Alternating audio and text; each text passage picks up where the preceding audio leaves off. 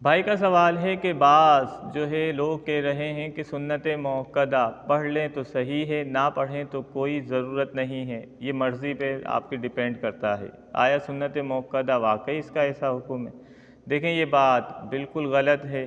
سنت موقدہ کا معنی ہے کہ جس کی تاکید آئی ہو اور جس عمل کو رسول کریم صلی اللہ علیہ وسلم نے اکثر کیا ہو، اور یہی وہ سنت موقدہ ہے جس کے متعلق حدیث رسول ہے کہ اللہ کے رسول نے فرمایا قرب قیامت میں جو میری سنت کو زندہ کرے گا اس کو 100 شہیدوں کا ثواب ملے گا۔ تو لازماً سنت موقدہ ہی کو زندہ کرنا ہے تاکہ انسان کو 100 شہیدوں کا ثواب مل سکے۔ تو سنت موقدہ حضور علیہ السلام کا عمل اور حضور علیہ السلام نے اکثر اس کو کیا، لہٰذا سنت موقدہ کو بلا وجہ چھوڑنا مناسب نہیں۔ اگر کسی نے کسی وجہ سے ایک آدھ مرتبہ چھوڑ دیا تو شریعت کی روح سے اس نے اطاعت کیا، یعنی برا کام کیا۔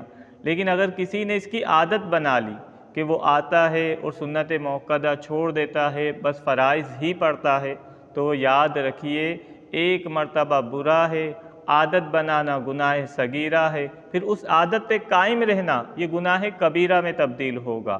لہٰذا سنت موقدہ کا بھی تاکیدی حکم ہے، بلکہ اللہ کے رسول نے تو فضائل بھی بیان کیے۔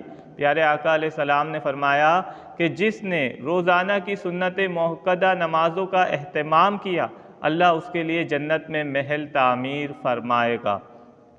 اصل میں آج کے دور میں ہر ایرا غیرہ شخص دین کی من مانی تشریح کر رہا ہے، اپنی جانب سے کر رہا ہے۔ اس کو دین کی الف بے معلوم نہ ہو لیکن وہ بولنا شروع کر دیتا ہے، اور لوگ کہتے ہیں کہ یار یہ دیکھو کتنا اچھا بول رہا ہے۔ اسی لیے اللہ کے رسول نے فرمایا تھا مجھے آخری دور میں چرب زبان منافقوں سے بڑا ہی خوف آتا ہے۔ تو یہ منافق لوگ ہیں جو مسلمانوں کو ان کے جو ہے دینی پختگی ہے ان سے دور کر رہے ہیں، صرف مسلمان رسمی طور پہ دین میں داخل رہے۔ لہٰذا اللہ کے رسول نے فرمایا میری سنتوں کو تھام لو، چاہے تمہیں داڑھوں سے تھامنا پڑے۔ تو سنت موقدہ کا اہتمام کرنا ہے اور اس پہ بشارتیں بھی ہے۔ اللہ ہمیں اس پر قائم و دائم رکھے اور اس پر عمل کرنے کی توفیق عطا فرمائے۔